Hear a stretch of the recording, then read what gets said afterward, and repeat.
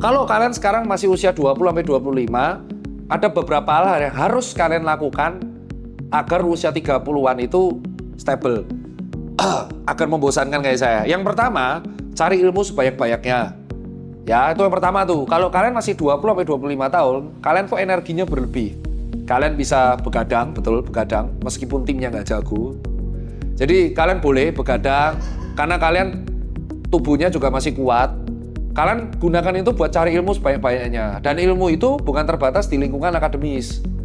Dan ilmu itu banyak, dari orang yang lebih ahli, mentoring, dari lingkungan, dari teman tongkrongan, dari buku, artikel, atau bahkan dari video seperti ini. Jadi cari ilmu. Karena nanti di usia 30-an, ilmu yang kamu baca selama usia 20-25 itu akan berguna menolong kamu di usia 30 ke atas. Oke? Terus nomor 2, jangan takut buat pivot. Di usia 20-25 itu adalah mekanisme terbaik buat pivot. Entah itu pivot karir, pivot pendidikan, pivot prinsip. Karena di usia kayak sekarang, saya sulit banget untuk pivot. Kalau saya pivot itu high risk. Jadi ketika kita usia 20-25, kita cenderung akan mengambil keputusan high risk. Tapi ketika usia 35 ke atas, kamu akan cenderung mengambil keputusan yang low risk.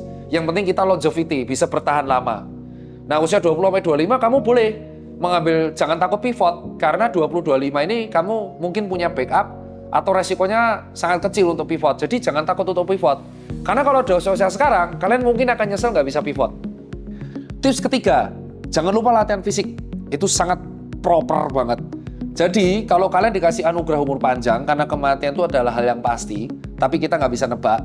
Jadi cara bentuk kalian mensyukuri hidup adalah olahragalah dari seusia muda mungkin. Kalau kalian olahraga fisik dari seusia muda mungkin, itu akan membuat usia 30-35 kamu terhindar dari penyakit-penyakit pegel-pegel linu dan akan produktif. Ini bener-bener curhatan teman saya. Saya menghadapi teman-teman saya yang gaya hidupnya jelek pas usia 20-25 dan nggak mau berubah sampai 30-35, mereka jadi pasien sindrom metabolik. Sudah jadi HNP, masih konsul penyakit kolesterol, penyakit jantung. Nah itu kan terkait lifestyle. Itu mengganggu produktivitas. Akibatnya income yang dihasilkan buat keluarga itu akan cenderung jelek.